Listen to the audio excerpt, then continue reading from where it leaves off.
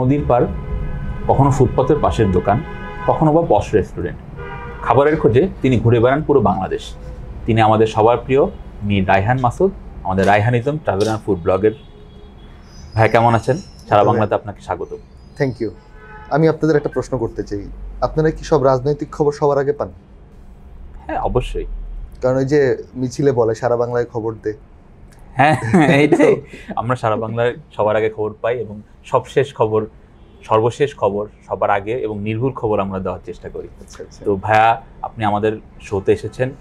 আসলে আপনার সাথে প্রথম যে কথাটা বলতে চাই, মানে আপনি তো বেসিক্যালি জার্নালিস্ট। তো এই ফুড ব্লগিংয়ে কিভাবে আসা? আচ্ছা, খাইতে কারণ হচ্ছে মূল ব্যাপারটা হচ্ছে আমি প্রথমে শুধুমাত্র ভিডিও দেওয়ার চিন্তা করছিলাম, জাস্ট ভিডিও দিতে থাকবো। কোনো একটা সময় হয়তো আমি আর্নিং এগুলো প্রথমে ভাবি নাই। যখন হচ্ছে প্রথম ফুড ব্লগটা শুরু করি, ইট ওয়াজ মাই হোম। আমার বাসায় আম্মু হচ্ছে যেটা হচ্ছে কলা পাতায় চিংড়ি মাছ, কলা পাতায় ছোট মাছ, নানা ধরনের বরিশালের যে কালিনারি হেরিটেজ সেইটাকে অনেক বেশি ফোকাস করে নানা জিনিস তৈরি করতেন। তো এই ছবিগুলো যখন আমি দিতাম, আমার ফেসবুক ফ্রেন্ড লিস্টের যারা মানুষ ছিলেন তাদের অনেকেই হচ্ছে বলতেন যে এই জিনিসটা কিভাবে করে, এই জিনিসটা সম্পর্কে আমাকে একটু বলো। তখন আম্মুর কাছে যাইতাম, জিজ্ঞেস করতাম এই জিনিসটা কীভাবে করে সেই।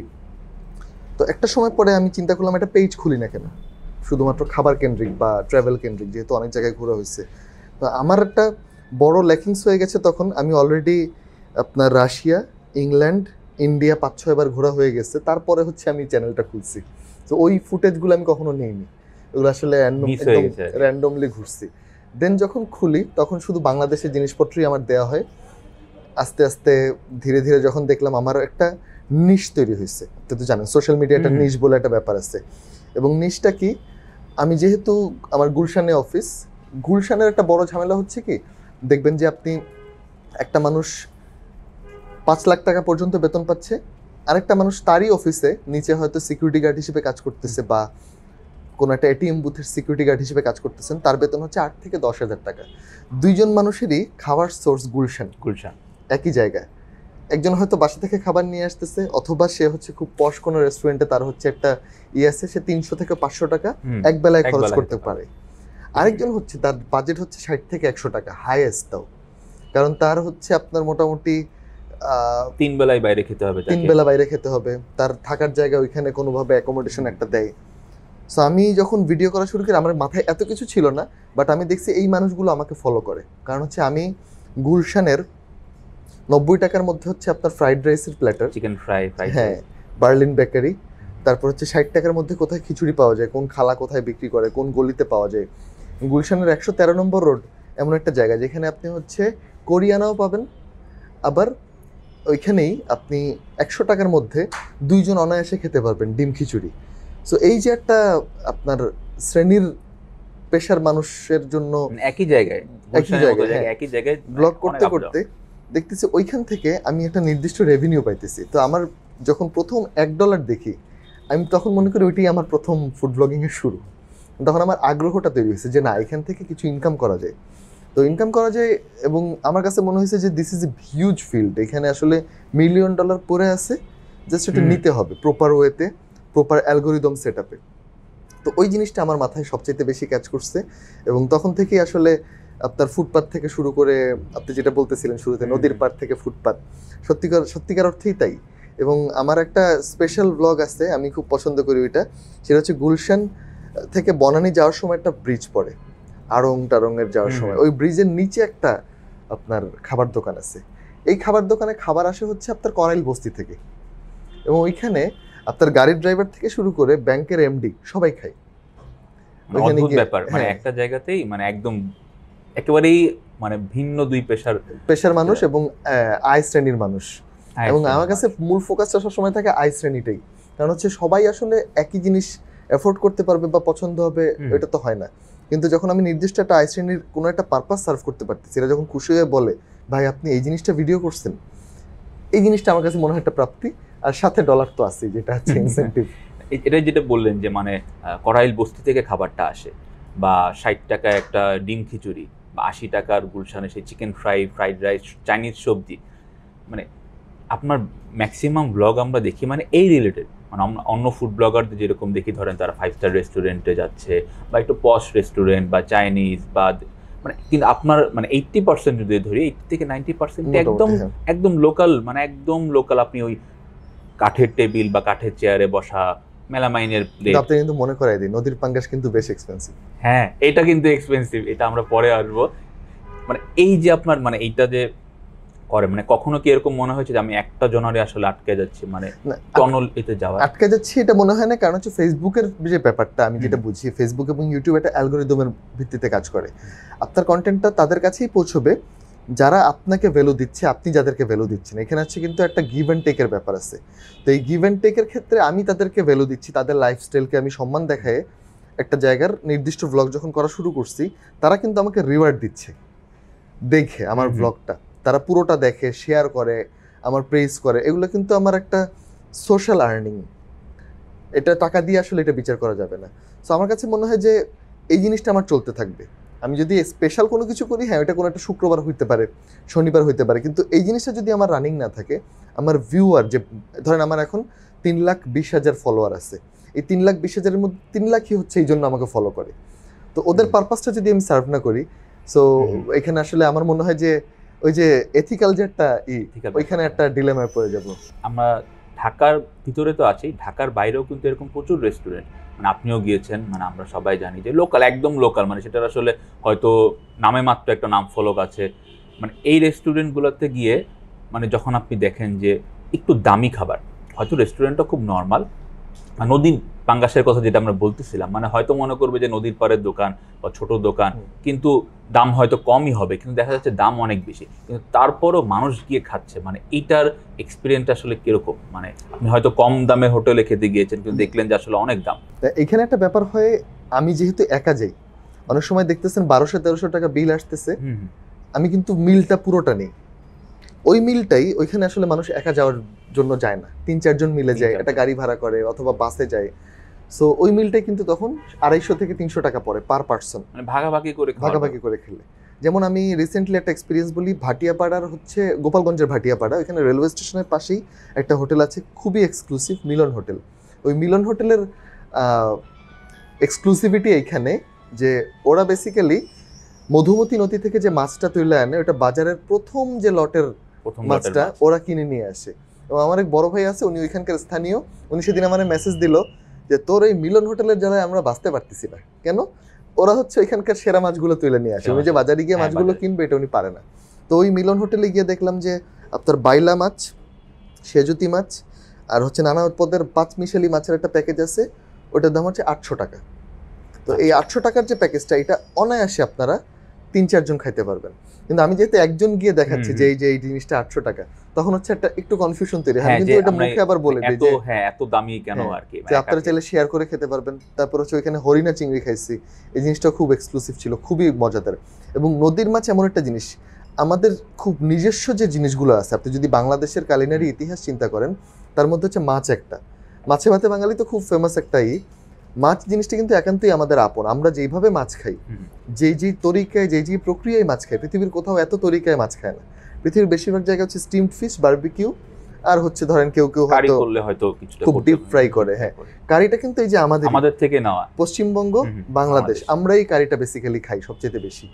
সো এই জিনিসটা আমাদের খুব এক্সক্লুসিভ, এবং আমাদের যেহেতু অনেক আছে, তো এই জন্য এটাকেও আমি একটা নিশে পরিণত করছি, মাছ, নদীর মাছ। এবং বাংলাদেশের যদি আপনি খুব এক্সক্লুসিভ খাবারগুলোর কথা বলেন, মাছ, মিষ্টি আর হচ্ছে নানা পদের সবজি, নিরামিষ, হ্যাঁ, এই তিনটার বাইরে বাংলাদেশের এক্সক্লুসিভ খাবার কিন্তু কম। মিষ্টিটা আমাদের একান্ত নিজের, একান্ত আপন, মাছটাও আমাদের একান্ত নিজের। এবং আমরা যেহেতু অনেক বেশি, আমাদের সবচেয়ে বড়, আমরা তো বলি যে নদীমাতৃক বাংলাদেশ, সবচেয়ে বড় রিসোর্স হচ্ছে আমাদের নিজেদের মধ্যেই আছে। এবং ওই মাছগুলোই আমরা ধরে নিয়ে এসে, এই যে বাইলা মাছ, এটা আপনি চাষের পাবেন না, এটা আপনাকে নদী থেকে নিতে হবে। সেজুতি মাছ, এটা আপনি চাষের ওইভাবে পাবেন না। হরিণা চিংড়ি আপনার এটা ব্রিডিং করে এটা ওইভাবে করা সম্ভব না। ওটা হয়তো আপনি গলদা চিংড়ি করতে পারবেন বড় সাইজের, ওটা বিশাল। আপনি যেমন খুলনা, বাগেরহাটে প্রচুর হ্যাচারি আছে, তো এখানে প্রচুর পাওয়া যায়। সো এই জায়গাটায় আমার আসলে সবসময় আগ্রহ ছিল, যেহেতু মাছ পছন্দ করি। কিন্তু আমার একটা স্টোরি আছে, আমি কিন্তু মাছ খাওয়া শুরু করছি অনেক পরে। আমি ইউনিভার্সিটির 4th ইয়ারে উঠে প্রথম নিজের আগ্রহ থেকে মাছ খাইছি। এর আগে আমি বাসায় এরকম মাছ খাইতাম না। সেটা হচ্ছে টাঙ্গুয়ার হাওড়া একটা ট্রিপে গেলাম, তো টাঙ্গুয়ার হাওরে ট্রিপে যাওয়ার পর ওইখানে দেখলাম মাঝিরাই নিজেরা মাছ ধরছে, একটা ভালো সাইজের একটা বোয়াল মাছ। ওই মাছটা হচ্ছে ওরা ওই পিছনে নিয়ে রান্না বান্না করে তারপর হচ্ছে আমাদেরকে সার্ভ করছে। ওইরকম বোয়াল মাছ আমি মনে হয় জীবনে খাইনি।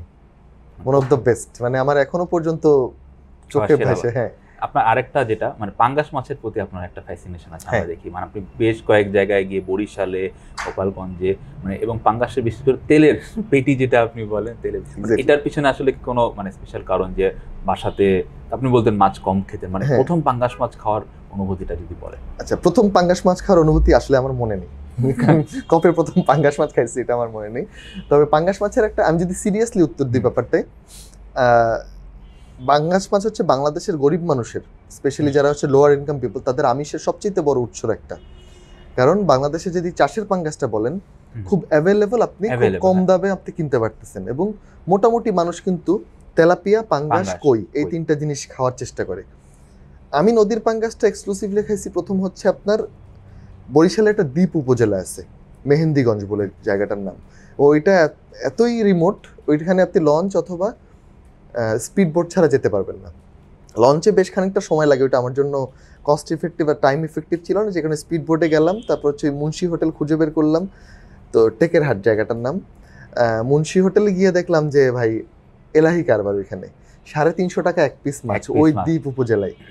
ওইখানে গিয়ে আপনি এক্সপেক্ট করবেন কি এখানে হয়তো খাবারের দাম অনেক কম, এখানে তো অঢেল মাছ পাওয়া যায়। ওইখানে মানুষের জীবন জীবিকা মাছের উপর নির্ভরশীল পুরোপুরি। এবং ওইখানে আর একটা ইতিহাস আছে, ওই ইতিহাসটা হচ্ছে একটু অ্যাড করি জাস্ট মানুষের জানার জন্য। ওইখানে উলানিয়া নামের একটা জায়গা আছে মেহেন্দিগঞ্জের মধ্যে, ওই উলানিয়াতে পর্তুগিজরা ইনভেট করছিল, এবং এখনো পর্যন্ত ওইখানে প্রচুর মানুষের, আপনি যদি টেক্সট মানে মানুষের কিছু কম্পোনেন্ট থাকে এবং মানুষের পর্তুগিজ ইনফ্লুয়েন্সটা অনেকখানি আছে। আপনি দেখবেন কিছু মানুষের চোখ একদম সাদা, কিছু মানুষের গায়ের রং ডিফারেন্ট, ঠিক বাংলাদেশি বা বাঙালি মনে হয় না তাদেরকে। ওই জিনিসটার ছাপ এখনো পর্যন্ত আছে। এবং ওইখানে মাছের যে ব্যাপারটা, পর্তুগিজরাও কিন্তু মাছের প্রতি অনেক বেশি অ্যাট্রাক্টেড, এবং ওরা দেখবেন ওরা সমুদ্র বন্দরগুলোতে যেভাবে ইনভেস্ট করছে বিভিন্ন সময়, তো এই জিনিসগুলো খুব কানেক্টেড। এবং বাংলাদেশের যে অ্যানথ্রোপোলজিক্যাল ইতিহাস, এটার সাথে ওইটা অনেক বেশি কানেক্টেড। এবং সেইখানে হচ্ছে আপনার ওই মুন্সি হোটেলটা অবস্থিত, একটা কাঠের পাটাতন দেওয়া একটা খালের উপর, ওই কাঠের পাতাটনের উপর হচ্ছে এইটা। এবং ওইখানে একটা ফিল পাবেন যে আপনি এই নদীর মাছটাই খাচ্ছেন। অনেক জায়গায় থাকে না যে বিশ্বাস হয় না, হ্যাঁ মানে চাষের মাছটা বড়, সেটাকে নদীর মাছ হিসেবে আসলে চালাই দিচ্ছে, মানে তো অনেক জায়গায় বিশ্বাসটা থাকে না, কিন্তু এখানে আপনার ওই ফিলটাই পাবেন, ওই ভাইবের মধ্যে ঢুকে যাবেন, আমেজটা ওইরকম। এবং ওইখানে আতিথেয়তাটা আমার কাছে খুব ভালো লাগছে।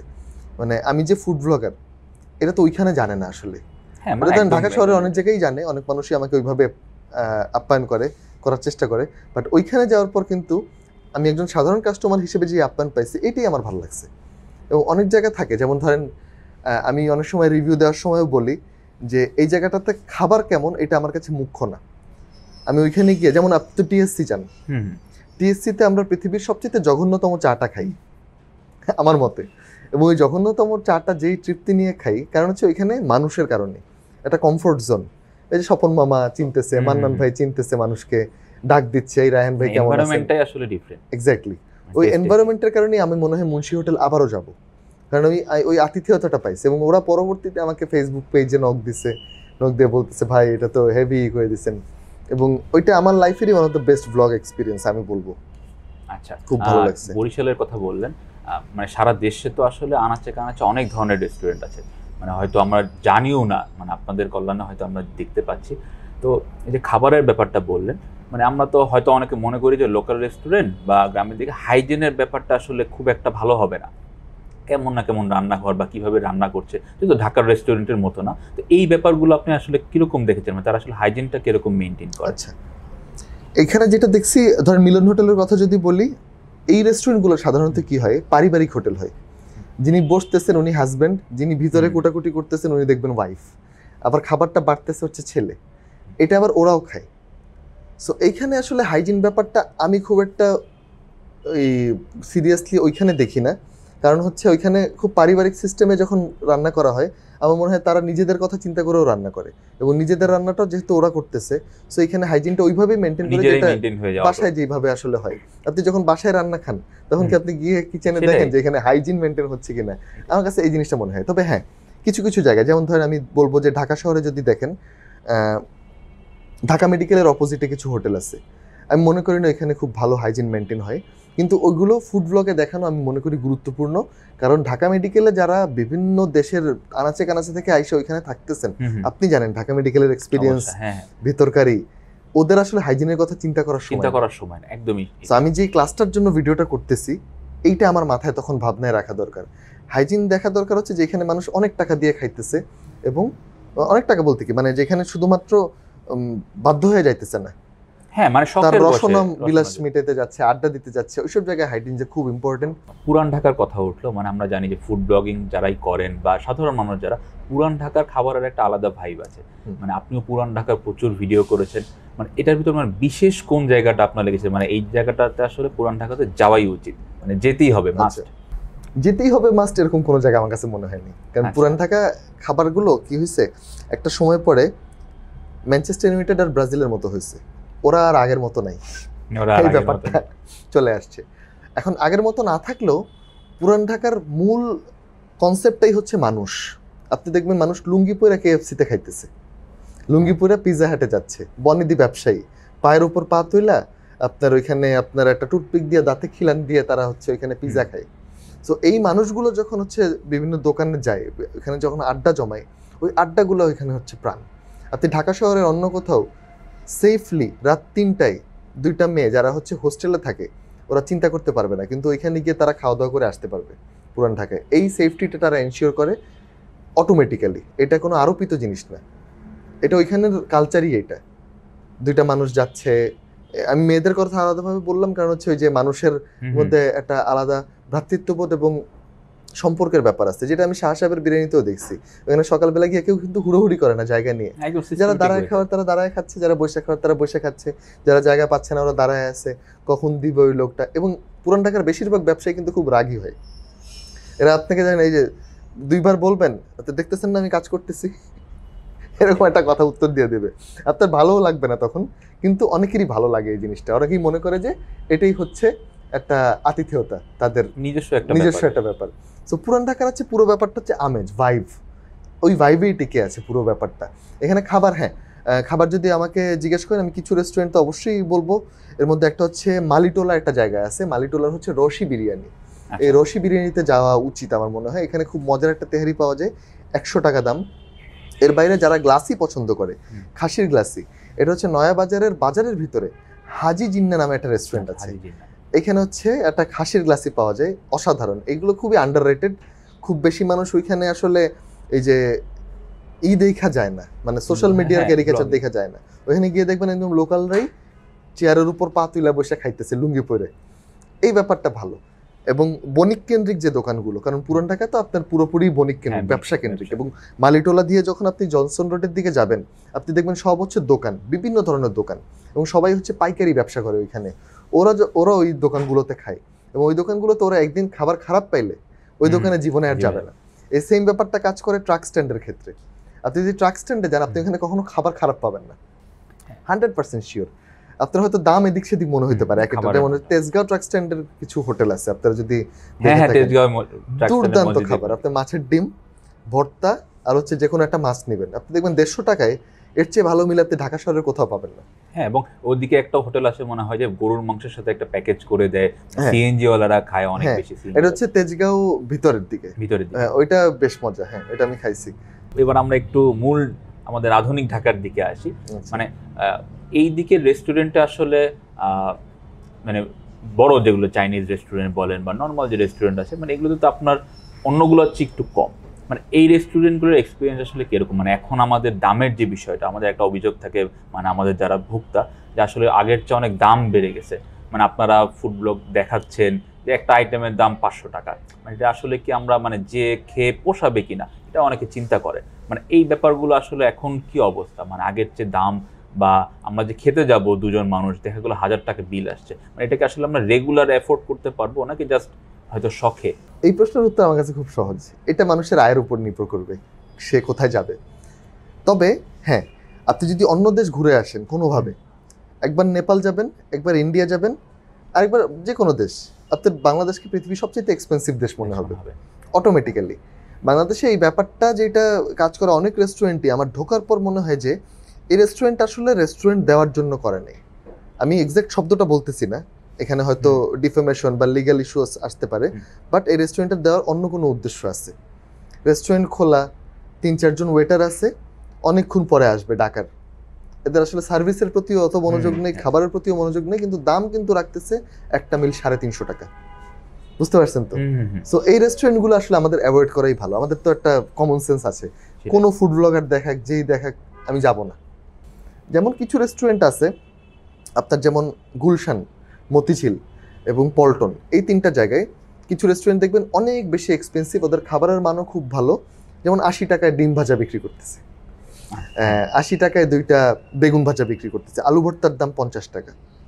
নাম নিচ্ছি না, কিন্তু ওইখানে মানুষ যাচ্ছে কারণ হচ্ছে ওরা কর্পোরেট কাস্টমার। আর চাইনিজ রেস্টুরেন্টের যে ব্যাপারটা, চাইনিজ রেস্টুরেন্টের কালচারটা বাংলাদেশে আসলে সরে গেছে।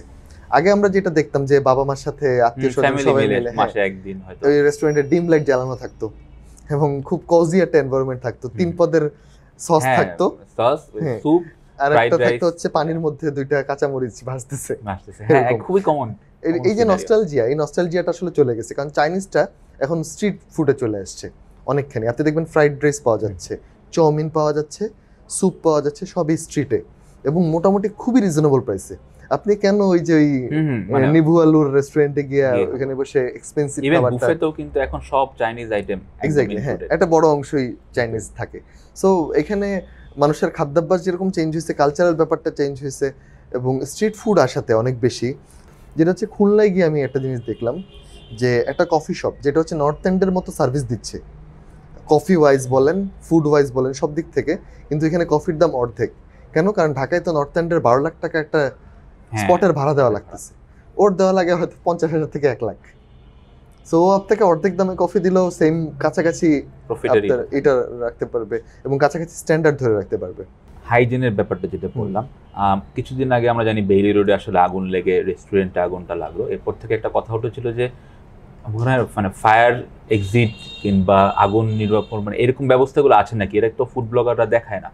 আমরা অনেক জায়গায় অনেক কমেন্টে হয়তো আপনার কাছে ওই প্রশ্নটা এসেছে যে আপনারা যে খেতে যান রেস্টুরেন্ট আসলে সেফ কিনা, বা আগুন লাগলে আমরা কোথাও নামতে পারবো কিনা, এই জিনিসগুলো আপনারা দেখেন কিনা। এখন এটা কি আসলে ফুড ব্লগারদের মানে দেখার দায়িত্ব? আমার প্রশ্ন এটা, কারণ হচ্ছে আপনি যখন হচ্ছে যেই কাজটা হচ্ছে নির্দিষ্ট একটা গভর্নমেন্ট বডির করার কথা, কোয়ালিটি কন্ট্রোল, সেফটি কন্ট্রোল, এই জিনিসগুলো যদি আপনি কোনো একটা নির্দিষ্ট কমিউনিটি যারা হচ্ছে এন্টারটেনমেন্ট পারপাসে কাজ করতেছে, ফুড ব্লগিং কি আসলে দিন শেষে এন্টারটেনমেন্ট। আপনি একটা ওই যে কি যেন বলে না, খাদ্য রসিক যেই ব্যাপারটা, ওই জিনিসটাকে আমরা যখন ওই যে প্রথম শটটা দেখবেন, মাছের এইটা চামড়াটা এইভাবে ছিলতেছি, এই শুধু একটু ঝোল নিয়ে গরুর মাংসের উপর আবার ঢালতেছি, কারণ হচ্ছে ফুডের যে একটা আলাদা আকর্ষণ, ওইটাকে আমরা ভিজুয়ালি ফুটায় তোলার চেষ্টা করি। সেইখানে আমরা মানুষকে ডিফারেন্ট সোর্ট অফ একটা ক্রেভিংসের বিজ্ঞাপন দিচ্ছি। সেখানে যদি আপনি চিন্তা করেন যে সে কোয়ালিটি কন্ট্রোলও দেখবে, আবার হচ্ছে এই সেফটি সিকিউরিটি এনশিওর করবে, তখন হচ্ছে আপনি নির্দিষ্ট একটা পেশার মানুষকে দায় মুক্তি দিচ্ছেন, যাদের কাজ ছিল এটা এনশিওর করা যে এই বিল্ডিংয়ে সেফটি সিকিউরিটি আছে কিনা। ভাইয়ের আরেকটা প্রসঙ্গে আসি, আপনি তো বেসিক্যালি দেশেই ফুড ব্লগিং করেন, ইন্ডিয়াতেও কিছু করেছেন, মানে দেশে আমরা দেখি যে ফুড ব্লগাররা আসলে থাইল্যান্ড, মালয়েশিয়া বা ইউরোপ, মানে এই বা মধ্য এশিয়া যে উজবেকিস্তান, কাজাকিস্তান, এখানে যাচ্ছে। মানে এই ব্যাপারে আপনার কোনো প্ল্যান আছে নাকি, মানে দেশের বাইরে কাজ করার? প্ল্যান তো অবশ্যই আছে। এখন এই যে এই ভিডিও যারা দেখছে তাদের মধ্যে যদি স্পন্সররা থাকে, আমার ধারণা ওরা যদি এয়ার টিকেটের ব্যবস্থা করে দেয় তাহলে অবশ্যই খুব দ্রুত যাব। তবে আমার কিছু পারিবারিক ঝামেলার কারণে আসলে এই মুহূর্তে বিদেশের যে ইসের কথা এবং ফিনান্সিয়াল নানা ধরনের চিন্তাভাবনা থেকেই এই মুহূর্তে নাই। 2026 থেকে আশা করি নতুন করে প্ল্যান করে বিদেশের এটা করব। আরেকটা বড় ব্যাপার হচ্ছে আপনি যেটা একদম শুরুতে প্রশ্ন করছেন, সেই নদীর পাড় থেকে ফুটপাত। আমার যে এই মুহূর্তে 320K ফলোয়ার, এর মধ্যে একটা বড় অংশই আসলে আপনার আমাকে ফলো করে, কারণ হচ্ছে আমি সাধারণ খাবারগুলো সাধারণ মানুষের স্টাইলে খুব বেশি এডিটিং বা খুব বেশি চমক ছাড়া দেখাই। সো এই যে লয়াল অডিয়েন্স, ওদের প্রতি আমার একটু লয়াল থাকতে হয়। সো এইখানে আমার কিছু দায়বদ্ধতা কাজ করে যে আমি যদি থাইল্যান্ডের একটা জিনিস দেখাও তো অ্যাফোর্ড করতে পারবে না ওই মানুষটা, যে মানুষটা আমার ব্লগ দেখতেছে। আমার ব্লগ কিন্তু বিভিন্ন জায়গার খুব, যেমন আমাকে যখন রাস্তাঘাটে মানুষজন আমাকে অ্যাকনোলেজ করে বা চেনে যে রাহেন ভাই কী অবস্থা, এর মধ্যে একজন দেখা যায় কি এটিএম বুথের দারোয়ান হিসেবে কাজ করতেছেন। আমার একটা ভালো লাগে আছে রিক্সাওয়ালার কিন্তু আমার ফুড ব্লগ দেখে, রিক্সাওয়ালা মামারা অনেক এরিয়ায় আমাকে আলাদা করে চিনে, মামা আপনার খাওয়ার ভিডিও আমি দেখছি। সো এই মানুষগুলো যখন আমার ফুড ব্লগ দেখে, আমি কিন্তু তাদেরকে রেজোনেট করতে পারবো না। আমি যদি খুব রেগুলারলি থাইল্যান্ডের ফুডের ভিডিও দিই, হ্যাঁ ওইটা একবার একটা ট্যুরে যাওয়া যায় অবশ্যই, ফর এ চেঞ্জ। যেমন আমার খুব পপুলার হওয়ার আগে আমার কিন্তু নেপালের কিছু ব্লগ আছে এখনো পেজে, খুব বেশি চলে নাই, বাট তখনও আমার মনে হয় 20-25 হাজার ফলোয়ার ছিল।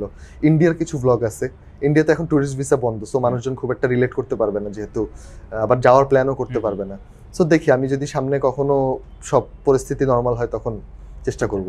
ইন্ডিয়ার কথা যেহেতু উঠলো, একটা কথা না বললে না, ভাই শাহরুখ খানের অনেক বড় ফ্যান। এটা আমরা বিভিন্ন পোস্টে আপনি মান্নাতের সামনে গিয়ে ছবি তুলেছে, মানে কখনো যদি শাহরুখের সাথে এক টেবিলে বসে খাবার খাওয়ার বা রিভিউ দেওয়ার সুযোগ হয়, তখন আপনি কি? আমার ধারণা এই জিনিস যখন জানবো তখনই আমি সেন্স হারায় ফেলবো, তো এর পরেরটা আমি জানি না। সো এই প্রশ্ন উত্তরটা আমার কাছে অনেক কঠিন, কারণ মানুষের, আমার কাছে মনে হয় যে বোহেমিয়ান র্যাপসোডি একটা সিনেমা আছে, এটা হচ্ছে কুইন ব্যান্ডের এই নিয়ে, এবং ওইটা দেখে আমি একটা জিনিস ফিল করছি, মানুষ যাদের অনেক বেশি পছন্দ করে তাদের কাছে যাওয়া উচিত না। স্টারডম আসলে দূর থেকে আমার কাছে মনে হয় সুন্দর, হয়তো বা অনেক বেশি ফিলোসফিক্যাল আলাপ করতেছি, বাট এটা আমি সবসময় ফিল করি যে এরা দূর থেকে যতটা আমাকে মানুষটা, হ্যাঁ ওইখানেই আমার কাছে অনেক বেশি ভালো লাগে। হ্যাঁ অবশ্যই মিট করতে চাই এনি ডে, কোনো একটা প্রেস কনফারেন্স হোক, কোনো একটা ইভেন্ট হোক, যে কোনো জায়গায় মিট করলে অবশ্যই ভালো লাগবে, কিন্তু আমি জানি না আসলে ফিলিংসটা কেমন হবে, সো ওইটা হওয়ার পর বুঝতে পারবো। হ্যাঁ, সবশেষ প্রশ্ন যেটা করতে চাই, বাংলাদেশ তো আসলে ফুড ব্লগারদের হিসেবে অনেক বড়, আমাদের আনাচে কানাচে বলেন 64টা জেলায়, অনেক জেলা, উপজেলা, ইউনিয়ন, মানে আপনার কোনো নির্দিষ্ট একটা জায়গায় যাওয়ার ইচ্ছা আছে যেখানে আমি আসলে যাই নাই কিন্তু আমার এখানে যাওয়া উচিত, মানে ফুড ব্লগার হিসেবে বা ভোজন রসিক হিসেবে, মানে এরকম কোনো জায়গা নির্দিষ্ট আছে কিনা? সিরাজগঞ্জের গোলামের হোটেল, এটা যাওয়া উচিত আমার মনে হয়।